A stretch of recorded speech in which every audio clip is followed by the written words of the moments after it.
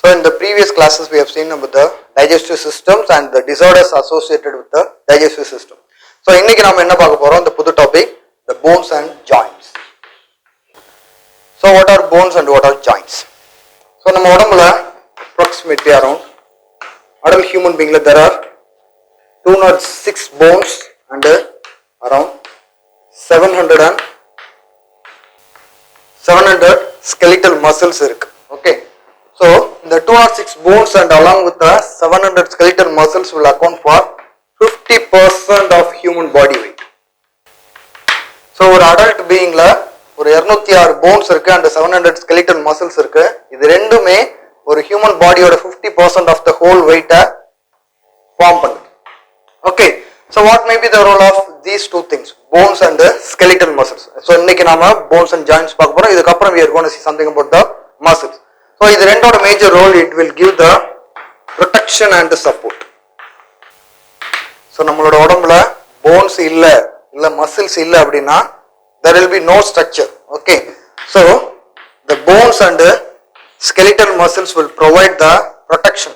இது நமக்கு ஒரு protection கொடுக்குது and the support for the particular structure of the human body.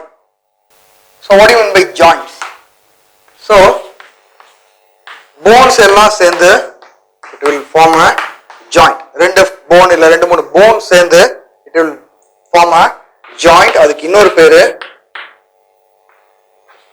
articulation. Okay. So joint or articulation அப்படினா என்ன அர்த்தம்? So ரெண்டு மூணு bones ஒரு இடத்துல join பண்ணி it will form a articulation. So what is the purpose of the formation of articulation or joints? It will give the movement.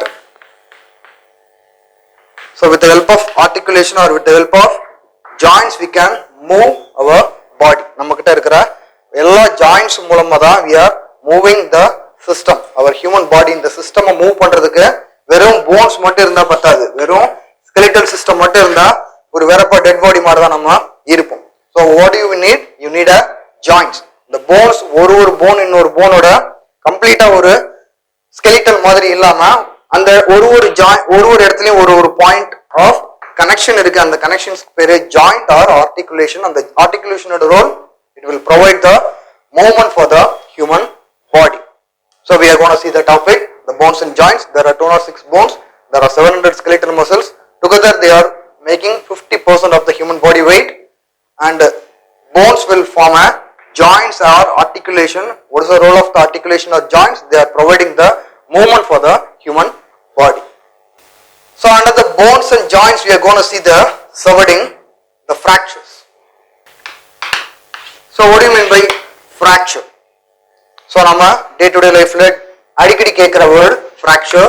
So fracture is nothing but the break or crack of bones.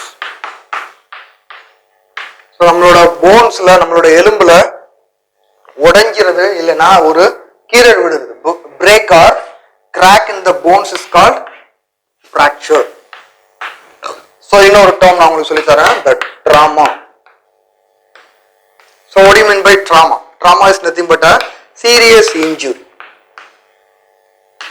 So what is the reason behind the fracture? The trauma or any serious injury will cause the fracture of bones. So இன்னைக்கு day to day life we are in the industrial revolutionary phase of the evolution. Okay. So what happens over here? So நிறைய industry grow ஆயிருக்குது, modern culture நாம இருக்கிறோம். So in the modern world the trauma வந்து நிறைய increase ஆயிட்டே இருக்கு. So trauma is getting increased so that the fracture for the human body and the injury for the human body is also getting increased.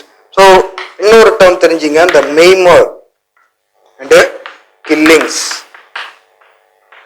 So maimer அப்படிங்கிறது, so it forms the defection or deformalities. So இங்க என்ன நடக்குது, உங்களோட உடம்புல அடிபடுது, அதனால கை கால் ஏதாவது வேலை செய்ய முடியாம போகுது, bones ஏதாவது ப்ராப்ளம் ஆயிடுதுன்னா that is called the maimer caused by the trauma. Killings, bone injury ரொம்ப சிவியரா இருந்துச்சுன்னா it may leads to the killing of the human being. So we are in the topic the fractures. Fracture is nothing but a break or crack of bones. So இது எதனால நடக்குது? It is because of the injury or severe injury is also called the trauma. So what is trauma? நம்மளுடைய இந்த modern வேர்ல்டுல industrial revolution நடந்துட்டு இருக்கிற இந்த பீரியட்ல நம்மளுடைய வெஹிக்கிள் மூவ்மெண்ட் நிறைய இருக்குது, டிரான்ஸ்போர்ட் இன்னும் நிறைய இன்க்ரீஸ் ஆயிருக்குது. இந்த ஹெவி டிரான்ஸ்போர்ட்ல இந்த ஹெவி இண்டஸ்ட்ரியல் ரெவல்யூஷனால அடிக்கடி இந்த ட்ராமா ஆர் ஹெவி இன்ஜுரினால ஹியூமன் பாடி அஃபெக்ட் ஆகுது. So it may leads to killings or it may leads to the maimer of the human body. What is maimer? Because of the injury, the human body leads to deformation or the defection. So in the fracture, there are so many treatments available. So first in the treatment, in the history, Hippocrates, நீங்க உங்களோட ஹிஸ்டரியில படிச்சிருப்பீங்க. Hippocrates எப்போ கண்டுபிடிச்சார்னா 4th century. So before Christ, 4th century BCE, he has reported about the treatment for the fractures. So எந்த மாதிரி ஏதாவது கை கால் ஏதாவது முறிஞ்சு போச்சுன்னா, எலும்பு ஏதாவது பிரேக் ஆயிடுச்சுன்னா எந்த மாதிரியான ட்ரீட்மெண்ட் பண்ணுங்கிறத எப்போவே ரிப்போர்ட் பண்ணியிருக்கிறாரு. கிட்டத்தட்ட 4th century BCE ரிப்போர்ட் பண்ணியிருக்கிறார். 2500 வருஷத்துக்கு முன்னாடியே he has reported about something about the treatment for the fracture. Treatment for the fracture of limbs. So what are limbs pa? So limbs is nothing but உங்களோட கை and கால்ல இருக்கிற அந்த projections. So நாம இன்னைக்கு day to day லைஃப்ல in India நம்ம என்ன மாதிரியான ட்ரீட்மெண்ட் கொடுக்குறோம்? Normally bone setters. போன் செட்டர்ஸ்ங்கிறது the term refers to யாரெல்லாம் இந்த மாதிரி கை கால் முறிஞ்சு போயிட்டு வராங்களா அவங்களுக்கு ட்ரீட்மெண்ட் கொடுக்குறவங்களுக்கு இந்தியாவில் பேரு the bone setters. ஸோ இவங்க ட்ரெடிஷனல் மெத்தட் தான் இன்னும் most of the people follow பண்றாங்க. Traditional methods. ஸோ இன்னைக்கும் தமிழ்நாட்டில் யாருக்காவது கால் முறிஞ்சு போச்சு கை முறிஞ்சு போச்சுன்னா there going for the traditional methods. மாவு கட்டு போடுறது, ஏதாவது வாழை மட்டை அட்டையை வச்சு கட்டுறது, அந்த மாதிரியான ட்ரெடிஷனல் மெத்தட்ஸ் தான் in most of the people they are following for the bone related fractures. இது தவிர there are modern methods also available in a world. Modern methodsங்கிறது the advanced scientific method, neurological treatment and anesthetic கொடுத்து manipulation methodsல open பண்ணி surgery பண்ணி சரி பண்ற modern methods also available in the world. They are scientifically proved and scientifically very advanced. Scientifically advanced methods. Okay, so we are in the topic the fractures. So what do you mean by fractures? Breakage or crack in the bones is called fractures. So the fractures எதனால வருது? Because of the injury or trauma caused to the human body. So trauma இன்னைக்கு day to day லைஃப்ல industrial ரெவல்யூஷனாலையும் டிரான்ஸ்போர்ட்டேஷனாலையும் நிறைய increase ஆயிருக்குது. அதனால human beings kill ஆகுறது இல்லைன்னா அவங்க நிறைய அஃபெக்ட் ஆகுறது. The memory is also is getting increased. So the treatment for the fractures is being reported from the Hippocrates period. Hippocrates 4th century BCE has reported something about the treatment of the fractures of limbs of the human body. இன்னைக்கு இந்தியாவில் என்ன மாதிரியான treatment போயிட்டு இருக்குன்னா நார்மலா they go people going for the traditional methods with the help of the bone setters. Modern methods with the help of doctors, allopathy doctors also available. The modern methods are most scientifically proved methods. So there are so many types of fractures has been reported. Okay, and now we are going to see the topic, the types of fractures. Types of fractures. So I'll list out the types of fractures. The first one is green stick fracture. Second one is pathological fracture. Third one is closed fracture. Next one is open fracture. The next one is stress fracture, and the final one is birth fracture. Okay, so there are 6 types of fracture has been reported in your book. The first one is green stick fracture, pathological fracture, closed fracture, open fracture, stress fracture and birth fracture. So what do you mean by green stick fracture? So normally the green stick fracture happens in the children. So குழந்தைங்களுக்கு தான் இந்த green stick fracture normal ஆகுது. அவங்களோட bones relatively கொஞ்சம் வீக்கா இருக்கும். Okay, green stick refers to கொஞ்சம் எங்கா கொஞ்சம் வீக்கா இருக்கிற அந்த grow ஆயிட்டு இருக்கிற அந்த bones. Okay, so இங்க குழந்தைங்களுக்கு தான் நார்மலா green stick fractures ஆகுது. நார்மலா it is being incomplete fracture. So normally this type of fractures happens only in the children's. Okay, normally it is incomplete. So what do you incomplete நம்ம இங்க என்ன சொல்ல வரோம்னா அந்த bone fracture complete உடைஞ்சி தனியா fracture ஆயிருக்காது. அந்த போனோட outermost layer cortex. Okay, அந்த outermost layer cortex வந்து இன்னும் கொஞ்சம் அதுல ஒட்டிட்டு இருக்கும். Cortex remains or retains. Okay, ஒரு portion or ஒரு layer of cortex bone உடைஞ்சதுக்கு அப்புறமா அதுல ஒட்டிட்டு இருக்குது. That is called the green stick fracture. So pathological fracture. So pathological term நம்ம அடிக்கடி கேள்விப்பட்டிருக்கிறோம். நம்ம அதை பத்தின details microbiology topic பார்க்கும்போது we are going to see. So pathological is always related with the pathology means disease. Okay, so pathological means some disease may leads to fracture. First நம்ம fracture because of pathological எப்படிங்கறத மட்டும் நம்ம பார்க்கலாம். For example over here pathological lesions. So ஏதாவது ஒரு இடத்துல infection ஆகும்போது அதுல ஒரு lesions ஒரு வீக்கம் மாதிரி அங்க ஃபார்ம் ஆகுது. அந்த lesions நார்மலா எந்த மாதிரியான இடத்துல அடிக்கடி pathological lesions பாசிபிள் அப்படின்னா weak bones. So நம்மளோட உடம்புல இருக்கிற எல்லா போன்ஸும் ஸ்ட்ராங் போன்ஸ் கிடையாது. சில bones are weaker bones. So அந்த வீக் போன்ஸ்ல ஏதாவது ஒரு சின்ன ஃப்ராக்சர் ஆகுதுன்னா அந்த இடத்துல particular pathological lesions may get formed and the lesions also will get developed into fracture. Okay, I'll repeat the pathological fracture. Pathological fracture is by means of any disease that leads to development of lesions. இந்த lesions நார்மலா எங்க form ஆகுது? the weak bonesல அடிபடும் போது அதுல அந்த இடத்துல உடையிறதுனால we are getting the lesions. ஒரு வீக்க மாதிரியான ஸ்ட்ரக்சர் ஃபார்ம் ஆகுது. That lesions developed into a fractures. So the next type, the closed fracture. So அதுலயே ஆன்சர் இருக்கு.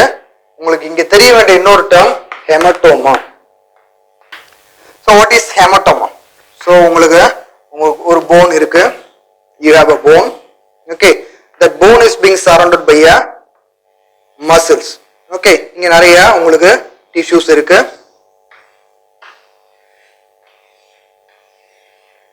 Okay, so the muscles அங்க tissues எல்லாம் அங்க surround ஆயிருக்கு. So இங்க you're going to get the break. So what will happen? Bone இங்க break ஆயிருது. Break ஆன உடனே இங்க பக்கத்துல இருக்கிற அந்த blood vessels எல்லாமே it is getting damaged. So what will happen? இங்க blood vessels damage ஆச்சுன்னா automatically it will leads to the leakage of blood over here.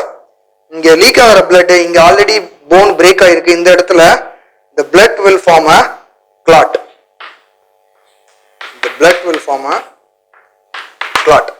So that formation is called the hematoma. Okay, the formation of blood called blood clot over here in the place or location at the site of the particular bone fracture.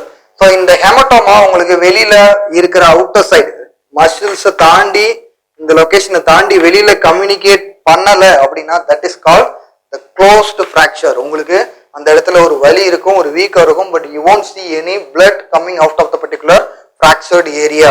அடிபட்டிருக்கு, phone உள்ள உடைஞ்சிருக்குது, but உங்களுக்கு வெளியில maybe ஒரு சின்ன வீக்கம் தெரியலாம், but உங்களுக்கு blood எதுவும் வெளியில லீக் ஆகிற மாதிரி தெரியல. என்ன reason?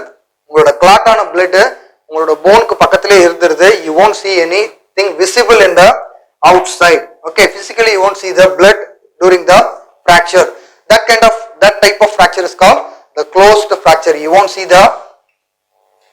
the blood clot coming out of the particular fracture. So what may be the open fracture? So the particular hematoma will communicate to the outside of the particular fractured site.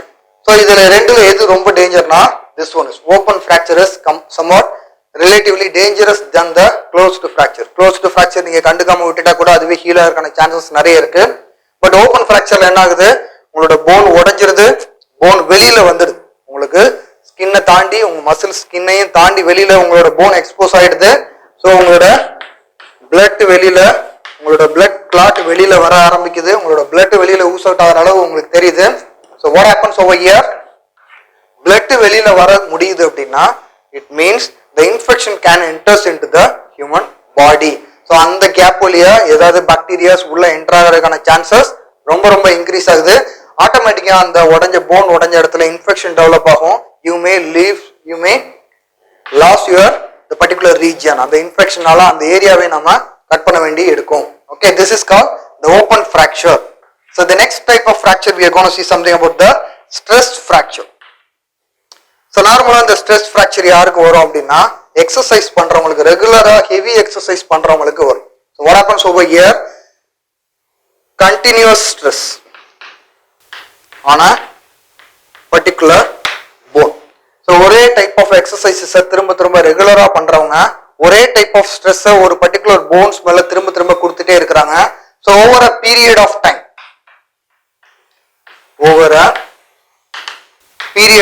So இதுதான் இதுல உங்களுக்கு முக்கியமா தெரிய வேண்டிய point. Stress ஃப்ராக்சர்ங்கிறது இமீடியட்டா உடனே அடிபட்டு உடனே ஃபார்ம் ஆகுறது இல்ல.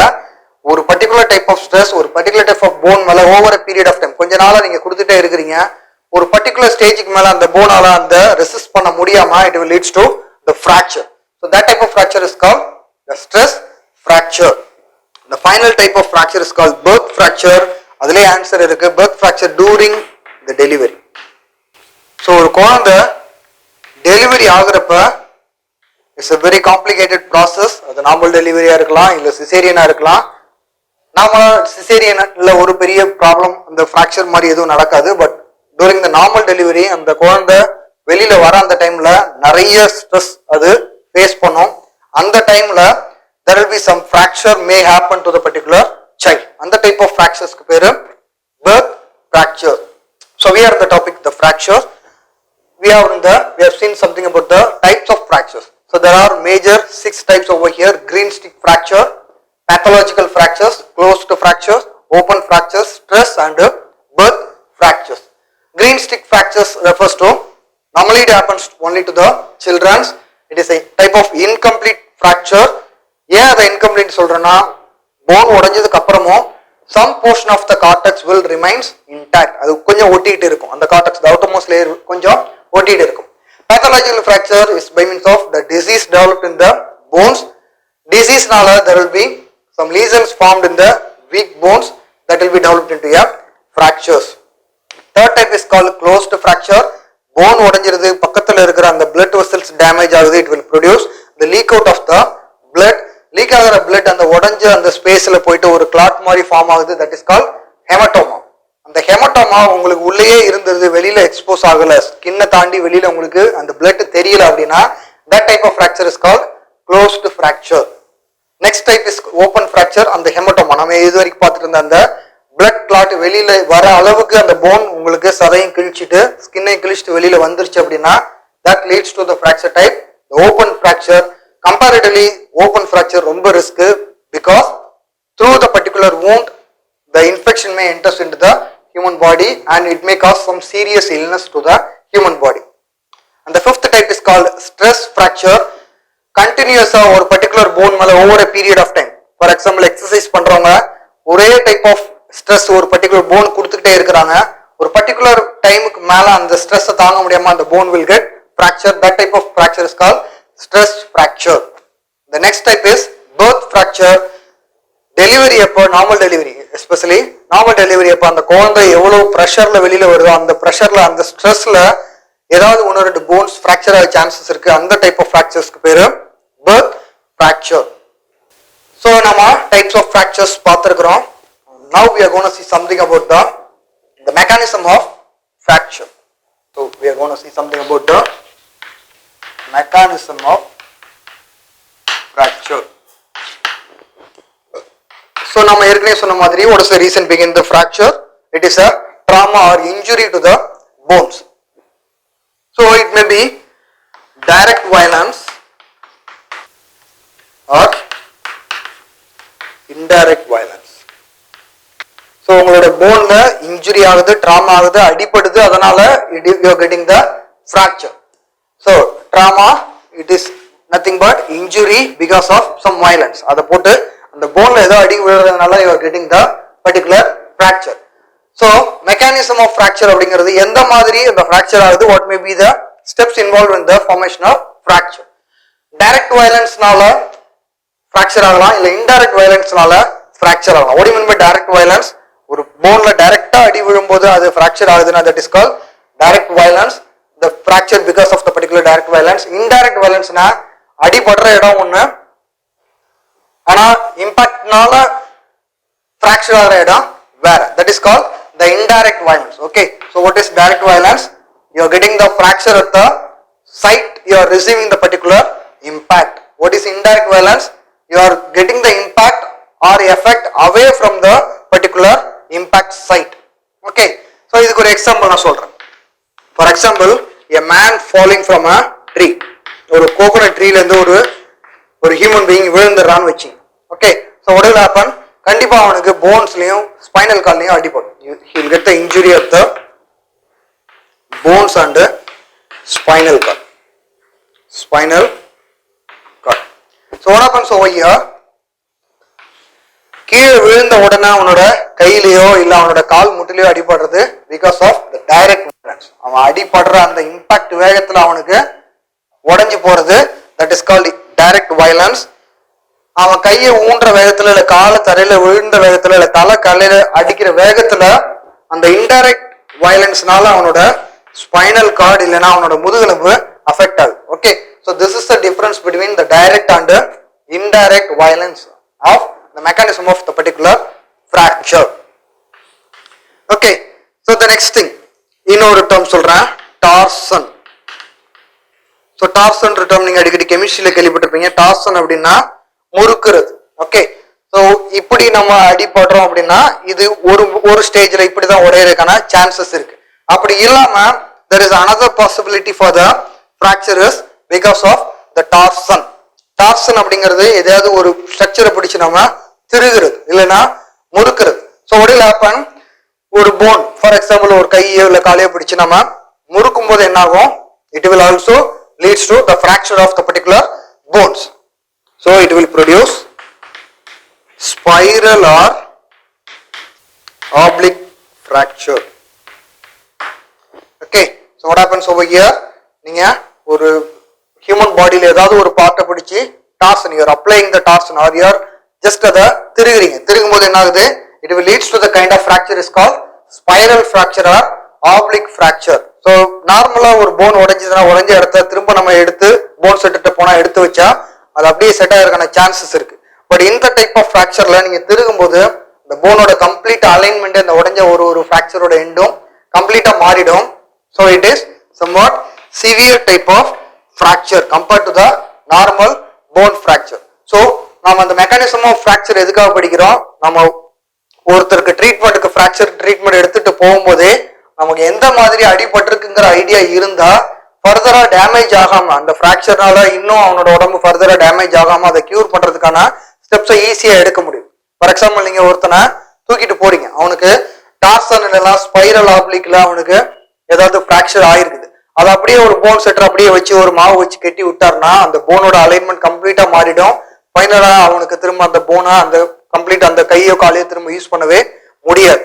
ஸோ உனக்கு என்ன ஐடியா இருக்கணும்? கண்டிப்பா எதனால அவனுக்கு அடிபட்டது, அந்த ஃப்ராக்சருக்கான reason, what are the steps involve in the formation of the particular fracture, அந்த ஃப்ராக்சர் எப்படி ஆச்சு, அது டைரக்ட் வயலன்ஸா இன்டைரக்ட் வயலன்ஸா இல்ல ஒரு டார்சன்னால ஒரு ஸ்பைரல் ஆப்ளிக் ஃபார்ம் ஆச்சா, இந்த ஐடியாவோட you have to apply we have to go for the treatment. So this is what called the mechanism of the fractures.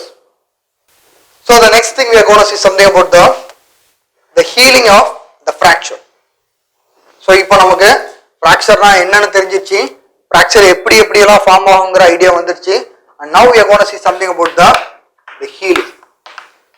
So நான் ஏற்கனவே சொன்ன மாதிரி ட்ரெடிஷனல் போன் செட்டர்ஸா இருக்கட்டும் இல்ல நான் ஏற்கனவே சொன்ன மாதிரி இந்த க்ளோஸ்டு ஃப்ராக்சர்ஸா இருக்கட்டும், நீங்க ஒண்ணுமே பண்ணாம விட்டாலோ இல்ல அது மூவ்மெண்ட் இல்லாம பாத்துக்கிட்டாலோ ஆட்டோமேட்டிக்கா அதுவே ஹீல் ஆகிறதுக்கான சான்சஸ் ரொம்ப ஜாஸ்தியா இருக்கு. Okay, so there are 3 phases involved in the healing of the particular fracture. The first phase is called inflammatory phase. The second one is called reparative phase. The third phase is called remodeling phase. Okay, so fracture ஆயிடுச்சு. Fracture இப்போ எப்படி cure ஆகுது, அது எப்படி heel ஆகுது, அது எப்படி நார்மலா சரியாகுது, how long it will take approximately, அது எவ்வளவு time எடுத்துக்கிறதுன்னு we are going to see in the particular topic. There are three phases involved over here: inflammatory phase, reparative phase and a remodeling phase. So what do you mean by inflammatory phase? So நம்ம inflammation அப்படின்னா என்ன, அதோட details எல்லாமே immunology topic பார்க்கும்போது பார்க்க போறோம். over here நான் ஒரு தடவை என்னென்ன ஒரு அவுட்லைன் இங்க சொல்லிடுறேன். நாம ஏற்கனவே பார்த்த மாதிரி we have a bone is being surrounded by a muscle. Okay, bone is being surrounded by a muscle. so அதுல நிறைய உங்களுக்கு blood vessels இருக்கு. okay, so இங்க என்ன நடக்குது, the fracture is happened over here. what happened over here, the bone is being fractured over here. so bone fracture அங்க ஆயிடுது. so first step என்ன சொன்னா, இந்த inflammatory phase. நம்ம ஏற்கனவே பார்த்த மாதிரி ஒரு இடத்துல கண்டினியூஸா இருக்கிற அந்த bone fracture ஆயிடுது அப்படின்னா, இந்த fracture it will create impact in the nearby blood vessels. இங்க இருக்கிற blood vessels கண்டிப்பா டேமேஜ் ஆயிருக்கும். அந்த blood vessels டேமேஜ் ஆகுது, that will leads to the leakage of blood leak ஆகுறதுனால இங்க blood clot form ஆகுது, that is called hematoma. okay, hematoma is nothing but blood clot. okay, so this is a very first step in the healing of the fracture. first step la enna nadukudhu, bone fracture ஆயிடுது. fracture ஆகுறதுனால அந்த impactல பக்கத்துல இருக்கிற blood vessels break ஆகுது. blood vessels break ஆகுறதுனால it will leads to oozes of blood clot hematoma form ஆயிடுது. So இந்த மாதிரி அடிபட்டு blood clot ஃபார்ம் ஆகுறதுனால அங்க ஒரு ரெட் கலர்ல ஒரு வீக்கம், ஒரு ரெட்னஸ் ஃபார்ம் ஆகுது. அந்த ரெட்னஸ் ஃபார்ம் ஆகுற அந்த வீக்கத்துக்கு பேர் தான் inflammation. Okay, that is what called inflammation. that is why we are calling the particular stage is called inflammatory phase. second step, so இது அடிபட்ட ஃபர்ஸ்ட் டேலயே நம்ம இன்ஃப்ளமேஷன் பார்க்கலாம். ஒரு போன் உடைஞ்சிருக்குது, உள்ள சிவியரா அடிபட்டு இருக்குதுன்னா பிளட் வெளியில தெரியலனா கூட அந்த இடத்துல ஒரு வீக்கம், ஒரு ரெட்னஸ் நமக்கு தெரியும். That is called inflammatory phase. அடுத்த ஸ்டேஜ் ரிப்பேரேட்டிவ் ஃபேஸ். இங்க ஹெமட்டோமா ஃபார்ம் ஆயிடுது. இந்த செகண்ட் ஸ்டேஜ்ல என்ன ஆகுது, the formation of callus. formation of callus. callus ங்கிறது it's nothing but the tissues. okay, the deposition of tissues. so இங்க என்ன நடக்குது, நமக்கு bone break ஆயிடுது. இந்த ரெண்டு பிரேக், இந்த எண்டுக்கும் இந்த எண்டுக்கும் நடுவுல எந்த கனெக்டிவிட்டியும் இல்லை. ஏன்னா போன் பிரேக் ஆனா அந்த இதுல ஒரு பெரிய கேப் அங்க ஃபார்ம் ஆயிருக்குது. நமக்கு ஆல்ரெடி இங்க என்ன இருக்குது, பிளட் கிளாட் ஆகி அங்க இருக்குது. அந்த இடத்துல நிறைய பிளட் செல்ஸும் மற்ற டிஷ்யூஸும் கிரானியூல்ஸும் அங்க டெபாசிட் ஆகுது. அது என்ன ஆகுது, அந்த இடத்துல ஒரு சின்னதா ஒரு கட்டி மாதிரி ஒன்னாங்க உள்ள ஃபார்ம் பண்ணுது. Okay, that growth is called callus. இதே காலஸ்ங்கிற டேர்ம் நம்ம பிளான் பயோடெக் பார்க்கும்போது திரும்ப பார்ப்போம். ஸோ இங்க காலஸ்ங்கிறது it's kind of deposition of the granules and cells. Granules and cells. So அது டிஷ்யூஸா அங்க ஃபார்ம் ஆகி ஒரு கட்டி மாதிரி அங்க ஃபார்ம் ஆகுது. இந்த காலஸோட ரோல் என்ன, the callus will make a connectivity in between the two ends of the fractured bones. இந்த போன் இந்த எண்டுக்கு இப்போ கனெக்டிவிட்டி, ரெண்டுக்கு நடுவில் இருக்கிற கனெக்டிவிட்டி யாரு, பக்கத்துல இருக்கிற அந்த ஃபார்ம் ஆன callus. ஸோ இந்த callus formation is called the reparative phase. So இந்த callus ஃபார்ம் ஆகி இந்த ரெண்டு எண்டுக்குமான கனெக்டிவிட்டி ஃபார்ம் ஆகிறதுக்கு it will take at least 8 to 12 weeks. Okay, இந்த ரிப்பேரேட்டிவ் ஃபேஸ் ஒரு 8 வாரத்துல இருந்து 12 வாரம் வரைக்கும் it will take to form a callus. The callus ஓட purpose என்ன, it will make a connectivity in between the ends of the broken bones. The next stage is called a remodeling phase. So இங்க callus form ஆயிடுச்சு, உள்ள ரெண்டு போனுக்கு நடுவுல இன்னும் ஒரு கனெக்டிவிட்டி மட்டும் தான் ஃபார்ம் ஆயிருக்குது. ரீமாடலிங் அப்படிங்கிறது நம்ம இதே போனோட அப்படியே தான் வேலை பார்த்துட்டு இருக்க போறோம். ஓகேவா? So what happens over here, நம்மளோட மசில் ப்ரெஷர்னாலேயோ இல்லை உடம்பு வெயிட்னாலேயோ இல்லை நம்ம ரெகுலரா அந்த ஆக்டிவிட்டிஸ் கண்டினியூ பண்ணி try பண்றதுனாலயோ what will happen, remodeling will happen. Okay, remodeling or remolding. So அந்த இடத்துல ரீஜெனரேஷன் நடக்குது. அந்த போன் திரும்ப ஜாயின் பண்ணி பழையபடி ஒர்க் ஆகிறதுக்காக இன்னும் கொஞ்சம் ஸ்ட்ராங்கா அந்த ஏரியா டெவலப் ஆகுது. That is called the remodelling phase. இது at least will take at least 12 months. Okay, இது 12 வீக்ஸ்லயே கேலஸ் ஃபார்ம் ஆயிடுது. கேலஸ் ஃபார்ம் ஆன உடனே நம்ம கியூர் ஆன மாதிரி ஃபீல் பண்ணுவோம். But it is not a cure. ஒரு டெம்பரரியா ஒரு கனெக்ஷன் அங்க ஃபார்ம் ஆயிருது, அவ்வளவுதான். பட் அந்த போன் பழையபடி ஃப்ராக்சர் ஆகிறதுக்கு முன்னாடி இருந்த ஸ்டேஜ் எப்போதான் ரீச் ஆகுது, அட்லீஸ்ட் ஒரு வருஷமாவது ஆகும் அந்த கேலஸ் கம்ப்ளீட்டா நார்மல் போன் செல்ஸால ரீப்ளேஸ் ஆகி பழைய போன் ஸ்ட்ரக்சர் ஃபார்ம் ஆகுறதுக்கு. Okay, so this is what the steps involved over here in the healing of fractures. I will summarize it again. There are 3 phases involved over here: inflammatory phase, reparative phase and remodeling phase. So what is inflammatory phase? Bone உடைஞ்சிருது, பக்கத்துல உள்ள blood vessels damage ஆயிடுது, blood league ஆகுது, haematoma R blood clot அங்க form ஆகுது. அதனால ஒரு redness, ஒரு inflammation, அங்க ஒரு வீக்க ஃபார்ம் ஆகுது. That is called inflammatory phase. அடிபட்ட உடனே அன்னைக்கே you can see the inflammation. The second phase is reparative phase. இது ஒரு 8 ல இருந்து 12 வாரம் ஆகுது. இங்க என்ன நடக்குது, அந்த blood clot கம்ப்ளீட்டா replaced by the callus. கேலஸ்ங்கிறது ஒண்ணும் இல்ல, அந்த அடிபட்ட இடத்துல நிறைய டிஷ்யூஸ், கிரானியூல்ஸ் எல்லாம் அங்க டெபாசிட் ஆகி ஒரு கட்டி மாதிரி ஒன்று ஃபார்ம் ஆகுது. It will make a connective link between the broken ends of the bones. 2 எண்டுக்கும் நடுவுல ஒரு கனெக்ஷனா அந்த கேலஸ் தான் ஃபார்ம் பண்ணுது. அதனால கியூர் ஆன மாதிரியான ஒரு ஃபீலிங் உனக்கு கேலஸ் ஃபார்ம் ஆன உடனே கிடைச்சிடும். The third stage is called the remodeling phase. remodeling phaseல the bone ஆக்சுவலா எப்படி இருந்ததோ அந்த மாதிரி பழைய கண்டிஷனுக்கு வரதுக்கு கொஞ்சம் it will take some time.